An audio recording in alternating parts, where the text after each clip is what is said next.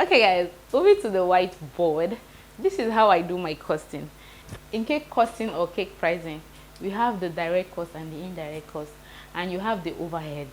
What do you consider as direct cost? These kind of things: flour, sugar, egg, blah blah blah blah blah blah blah. The indirect ones are like the cake box, cake board, the things you don't eat, what you use to present the cake, not the cake itself. So these ones will go for direct cost, and the indirect cost will be the cake box and cake board. Then the overhead would be like electricity, wear and tear of your mixers, and blah blah blah, overhead cost.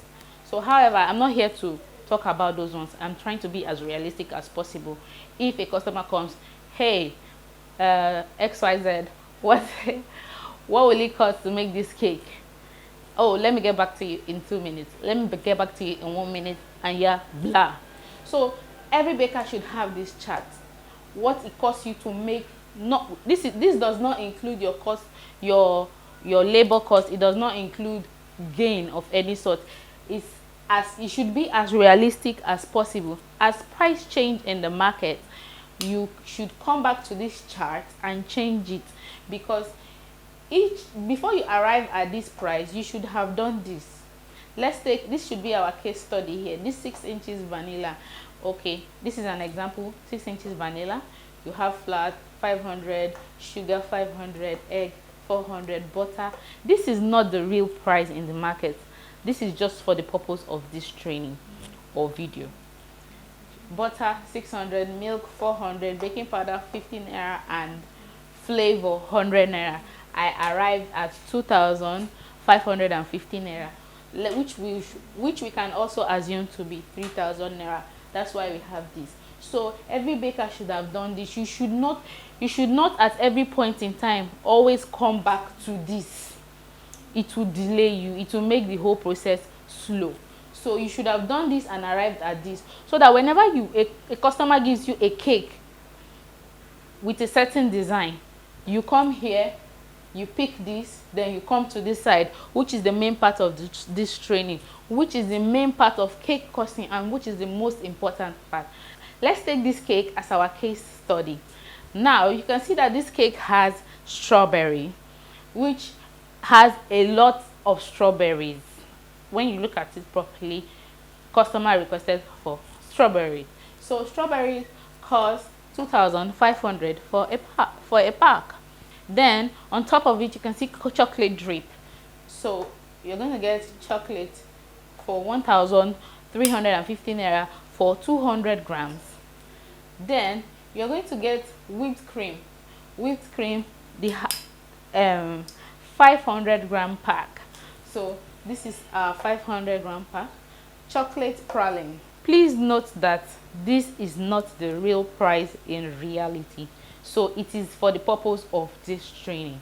So you're going to get like a cake filling, maybe raspberry sauce, chocolate praline, strawberry puree, strawberry sauce, and strawberry compote. For the purpose of this video, we're using chocolate praline. That's 2,000 naira. You're going to sum this up. This part is what you use for decoration, depending on the type of picture that was sent to you. If the cake has cake topper, you put it here. If it has wafer paper, you put it here.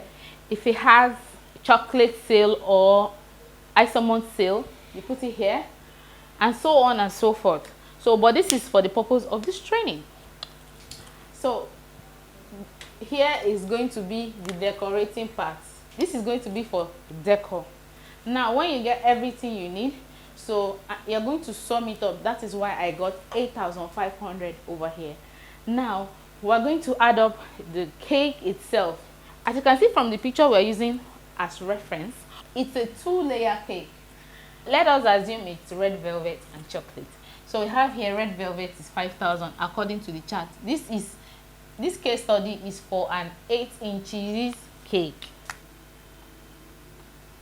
So when we come to 8 inches red velvet, you have here 5,000. And when we come to 8 inches chocolate, we will have here 5,000. So we don't need to start doing all this flour, sugar, butter, calculation again. It's already done from the onset. So once the customer comes, you just key these things in. Box, 8 inches box, 500, 8 inches board, 500. Then this is the total. So you're going to factor in electricity, your mixer, your tools, wear and tear, blah blah blah, and that's 1,000 naira. Then labor, let's say 1,000 naira. All these are assumptions. Then profit, let's say 5,000 naira. See, labor is different from profit.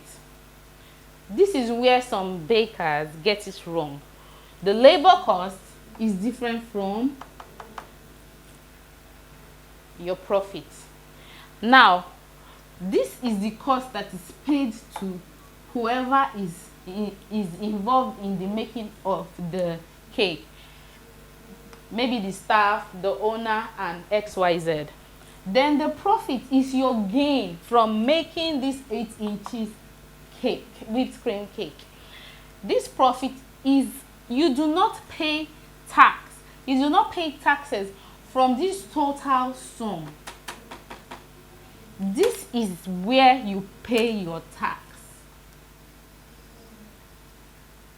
Yes, this can still be taxed, labor cost, but as a personal income tax, when it has been paid to the staff, it can be taken from there. We do not have any business with the tax that comes from this, but the tax that comes from this, you pay that to the government. This is how you arrive at the total cost of your product, and you can quickly send replies to your customer without stalling for a very long time. If you have any question, you can drop it at the comment section. I'll do well to reply to you. This is how I price my cake. This is how fast I can go about it. This is as realistic as possible. But if you want a more detailed training on cake costing, also leave a comment at the comment section. I'll do well to get back to you. If you enjoyed this video, like, share, and do not forget to subscribe. I'll see you in my next video.